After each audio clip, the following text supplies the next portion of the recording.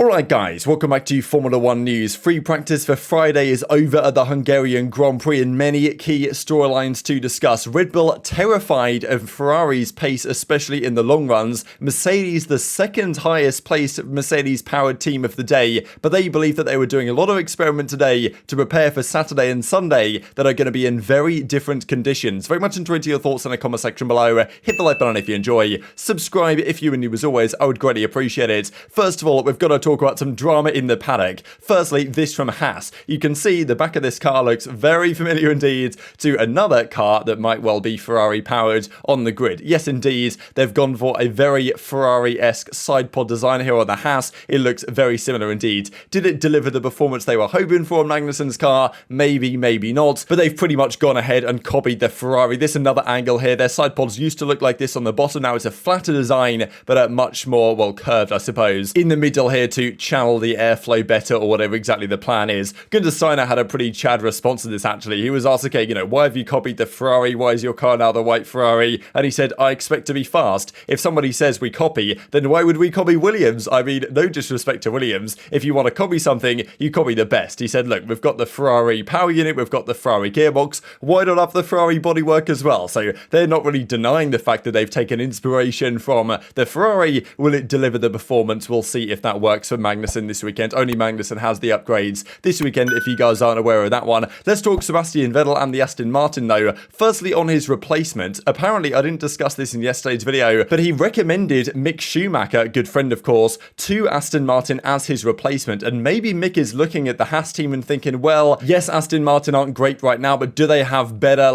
future potential than Haas do? Maybe so. They're bringing a lot of engineers, Aston Martin, from Ferrari, I think, and Mercedes, and I think even Red Bull as well was the case. So they're looking to make progress. Aston Martin will make strides. Now, whether Schumacher really wants to leave the kind of Ferrari program, the Ferrari driver program, to go and drive for a Mercedes power team, that's another question. And also, does he even want to leave? And should he even go to Aston Martin if he can? But if Vettel recommended him and he wants to leave, then, you could well imagine that might actually be the case. To kind of round up the driver rumours then, Mick Schumacher to Aston, Piastri to Williams, Giovinazzi maybe to Haas in Schumacher's place, and then Alonso staying at Alpine. We'll look at again later today. So strange situation. Those are the current driver rumours. Now, speaking of Aston Martin, this is probably the key talking point today in the paddock, was that these new, I suppose, winglets or whatever you want to call these things on the side of the rear wing. I actually mentioned briefly the Mercedes rear wing seemed more pointy for the last couple of races than usually has been seen. The idea was, by getting rid of these kind of side plate things here on the rear wings this season, was that these things on the side here produce vortices that are effectively the FIA wanted not to happen, because a big problem with last year's cars and previous generations cars was that the rear wing was so boxy that it would create all these vortices of swirling air that would come off the back of the wing, generate a lot of downforce for the car in question, but create all this dirty air for the car behind that made it very difficult to follow. Now, Aston Martin, of course, have said, well, look, the old rear wings gave us more downforce. We're here in Hungary. We want to maximize the downforce. So they've generated a new rear wing with these very unique additions here on the side that are curved in such a way, apparently, as to circumvent the rules. The rules say that there's got to be a certain amount of curvature on the wing. The idea being that they can avoid, effectively, that this type of stuff shouldn't be allowed in the rules. But because they've curved it in some weird way, like an armchair arm, I think it was what Ted Kravitz was describing it as, this is actually allowed in the rules because it doesn't break the rules, even though I think a lot of teams would say that this isn't really in the spirit of the regulations, because the reason why the wings aren't meant to look like this anymore is to make it easier for the cars to follow and therefore easier to race. Aston Martin said, well, look, we don't care. If there's a loophole there, we're going to exploit the loophole. Now, whether this actually gets protested against, because if Aston Martin aren't particularly competitive, then are Ferrari, Red Bull, Mercedes really going to care about this? Because we're not going to see this rear wing on the faster tracks anyway, so are they going to care? Then again, for a track like Singapore, they might bring this one out once again. The other teams in the midfield might not be happy if Aston Martin show greater pace this weekend, as so far in practice, they actually looked better than they have done over single lap pace in quite some time. So it's rather interesting. And also, is it possible that Ferrari, Red Bull, Mercedes will look at this and think, actually, that's not a bad idea. Let me get one of those in the works as well when we get to another high downforce track like Singapore. This on the top here is last year's, courtesy of Ted Kravitz for these beautiful graphics. But again, these are last year's rear wings at the top. This is this year's rear wing that we saw in France, but now they've added this additional thing on the side, kind of like they used to have, which probably isn't in the spirit of the regulations and therefore might well get protested against, but technically is legal according to the the rules. So kind of classic stuff with circumventing loopholes. Will it remain? We'll see. Alfa Romeo apparently bringing a new floor. Can they make any progress? Because at the start of this season, the Alfa looked so promising, and they've fallen off a cliff really since then. Mercedes, I think, technically have brought the most upgrades this weekend. A couple of things to the rear wing, some sort of back like rear plate or something, and also to the halo. They've added kind of a halo on top of the halo to apparently promote better airflow. So that's one thing that is visible that Mercedes have changed this weekend. But of course, the pace wasn't looking particularly good. Apparently, upgrades regarding the gearbox are also coming either this weekend or more than likely after the summer break. So there are further things that Mercedes have here in the works. But the pace for them was not good. Nowhere near the front runners. Free practice one, Sainz, Verstappen, Leclerc. Very traditional stuff, honestly, at this point, with the Ferraris and the Red Bulls up there. Different story actually in FP2 we'll see, because Hamilton and in the Mercedes looked like a horrible car to drive in FP2. It was all, especially in Sector 2, it was all over the place, right? There was understeer, there was oversteer, especially that Hamilton was experiencing. I think he actually damaged the floor slightly with one of these incidents, which kind of slowed him down in further laps as well. Even George Russell was on the radio saying, yes, the grip feels very weak. Whatever they did with the setup, because they looked okay-ish in free practice one.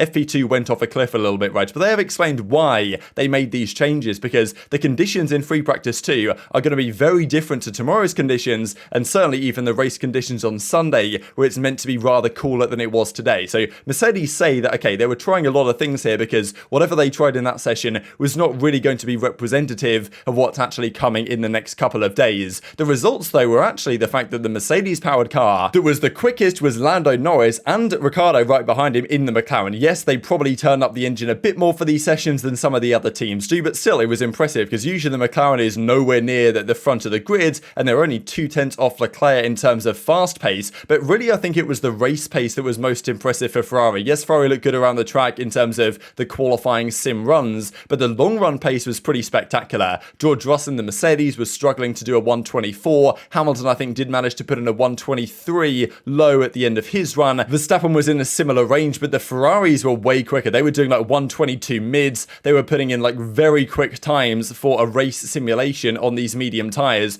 only lapping like, 3-4 seconds off their quali pace, which is kind of incredible, because usually you'd expect, 5-6 seconds, something like that. So the Ferraris were incredibly quick on their race pace runs towards the end of the session, and Helmut Marko from Red Bull described it as terrifying, or frightening was the specific word he used here. Ferrari's pace, especially on the mediums, are frightening. So they're not particularly confident that Red Bull can put up any challenge to the Ferraris when it comes to the race on Sunday. But the conditions to get to the grid on Sunday are going to be incredibly different. It seems like almost certain that it's going to be raining heavily indeed tomorrow for qualifying. Thunderstorms, rain is going to be very much expected, and if that is the case, then the setup is going to be rather different indeed. So Hamilton is saying, look, the car's unstable, wasn't fun to drive, but Chauvelin is like, okay, look, we tried some things out here, but it's not the end of the world, because it's going to be a very different story tomorrow and Sunday. And then George Russell was like, well, look, we did these things, but there's still a lot of optimism here, because realistically, we were trying things in these sessions to help us on Saturday and Sunday, not for this session in particular, because these conditions are not going to repeat. Yeah, car's a bit of a struggle today. It's crazy how it swings so much from track to track. But I think once we got it right, the gap's about the same as last week, so around a second. But a bit of a strange one, because we think it's going to be wet tomorrow for quali. The conditions on Sunday are going to be drastically different.